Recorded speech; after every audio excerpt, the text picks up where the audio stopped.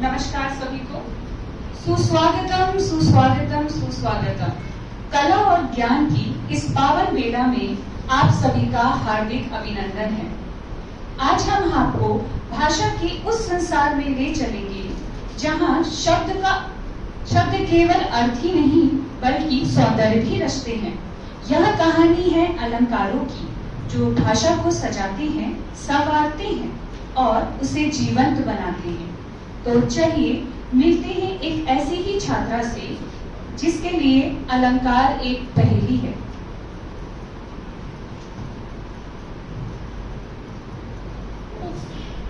ये अलंकार, अनुप्रास, उपमा, रूपक कुछ समझ नहीं आता। कितना उबाऊ है ये। क्या इसे सरल भाषा में नहीं कह सकते?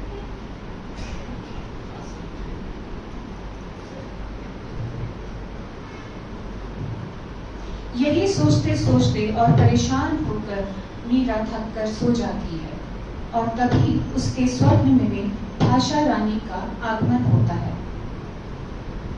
उठो बेटा, पुत्री। आभूषण कभी भी उबाऊ नहीं हो सकते। मैं भाषा हूँ, मेरा श्रृंगार अलंकार है। जैसे सभी को श्रृंगार करना बहुत पसंद है, उसी तरह मेरे भी श्रृंगार इतने ही प्रिय हैं।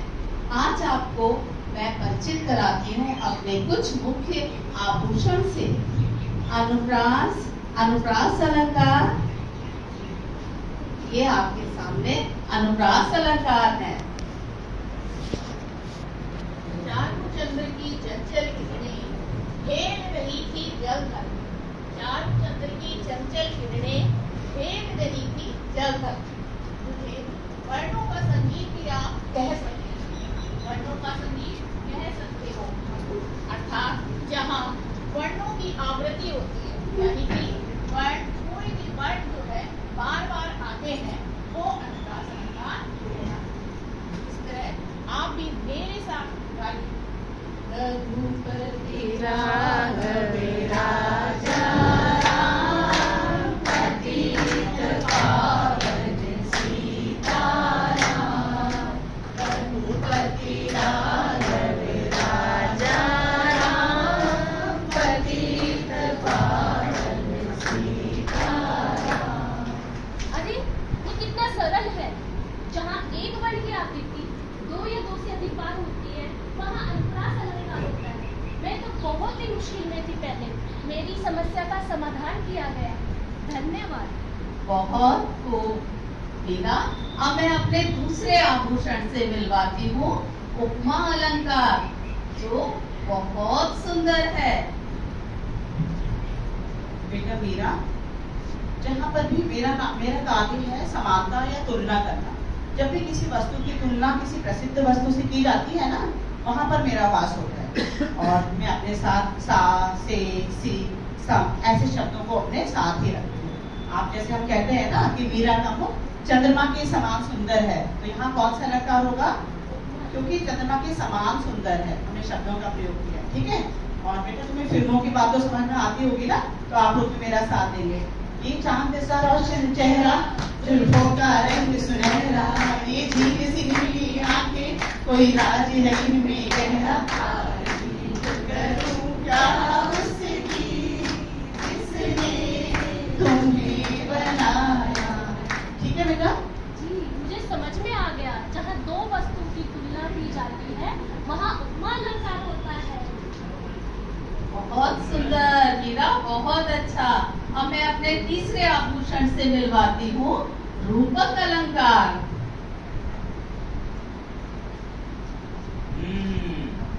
तुलना, बहन उपमा, ये क्या कह रही हो? तुम तो हम सब में भेद करती हो। मैं रूपक हूँ, मैं भेद नहीं करता, मैं तो आरोपण करता हूँ।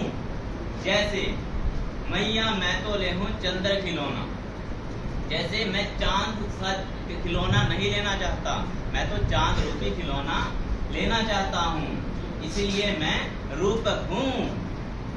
अरे वाह, जहाँ एक रूप दे दिया जाता है वहाँ रूपक अलंकार होता है। बहुत ही अच्छे। हाँ, रूपक अलंकार में गहराई होती है, गंभीरता होती है, ऐसा सौंदर्य है रूपक अलंकार का। अब मैं अपने 5वें अलंकार से मिलवाती हूँ, अतिशोक्ति अलंकार, जो मुझे बेहद प्रिय है और बहुत मनोरंजक है। हा हा हा हा हा। असली मजा तो हमारे आने पर ही होता है, जहाँ पर किसी बात का बढ़ा चढ़ाकर वर्णन होता है, तब मेरा जन्म होता है। जहाँ ना पहुँचे रवि वहाँ पहुँचे कवि, यूं खुले बाल छोड़कर निकला न करो, सूरज भी रास्ता भूल जाएगा अपना।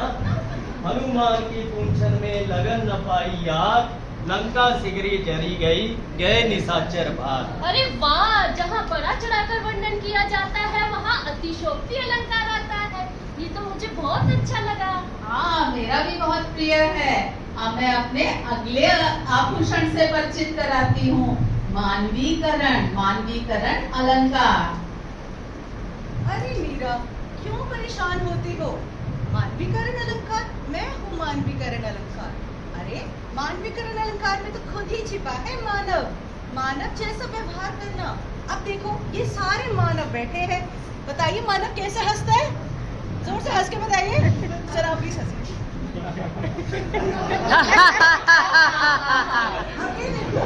सर सो के दिखाइए, क्या आप खराटे लेते हैं? ओके। तो ये है मानव व्यवहार। अब मानवीकरण अलंकार क्या होता है? जो निर्जीव वस्तुएं हैं जिनमें जान नहीं होती, बताइए यहाँ पे कौन सी निर्जीव वस्तु है? पंखा। वेरी गुड, पंखा। अब जैसे, अब मैं तुमसे एक बात पूछती हूँ, मैंने ये कहा पंखे की हवा तुम्हें कोई आगे जोड़ो इसके साथ, क्या थपकी देती है। थपकी देती है। अब ये किसका व्यवहार है? थपकी कौन देता है? मानव। तो जब निर्जीव वस्तुएं और प्रकृति के अंग, बताइए प्रकृति में क्या क्या है? फूल, हाँ, और पेड़। जब वह मानव व्यवहार करे, देखो जैसे ये फूल, ठीक है, जब ये मानव व्यवहार करे, फूल हंसे कलियां मुस्काए। और कितने सारे तो गाने ऐसे ही बने हैं। चलो मेरे साथ सब गुनगुनाएंगे। मैंने कहा फूलों से हंसो तो वे हंस दिए। ठीक है, तो ये है मानवीकरण अलंकार। और फिल्मकार तो जो फिल्म गीत लिखते हैं ना, इतने चालाक होते हैं, हमारी मानवीकरण अलंकार ले रखे उन्होंने। चलो मैं एक और तुम्हें सुनाती हूँ। ये ज़मीन गा रही है, आसमान गा रहा है, साथ मेरे ये सारा जहां गा रहा है। आया समझ में? जी। जब निर्जीव वस्तु और प्रकृति के अंग मानव जैसा व्यवहार करे, मानव की क्रिया, व्यवहार, भाव जब वो चित्रित करे या प्रदर्शित करे, उसे मानवीकरण अलंकार कहते हैं। और इतना मुश्किल नहीं है। अब मुझे ये अलंकार हुबहू नहीं लगते हैं, अब मुझे समझ में आता है। अब मैं इसे अच्छे से करूंगी और अपने साथियों को भी सिखाऊंगी। बहुत अच्छा मीरा, यानी कि मेरे श्रृंगार में उपमा सुंदरता की तुलना करता है, अनुप्रास संगीत पैदा करता है, रूपक गहराई लाता है, उत्प्रेक्षा बढ़कर बोलता है, और मानवीकरण मानव के भावों को प्रकट करता है, संवेदनाओं को प्रकट करता है। तो तुम्हें समझ में आया? जी भाषा रानी, बहुत बहुत धन्यवाद। आपको हमेशा सफलता प्राप्त हो।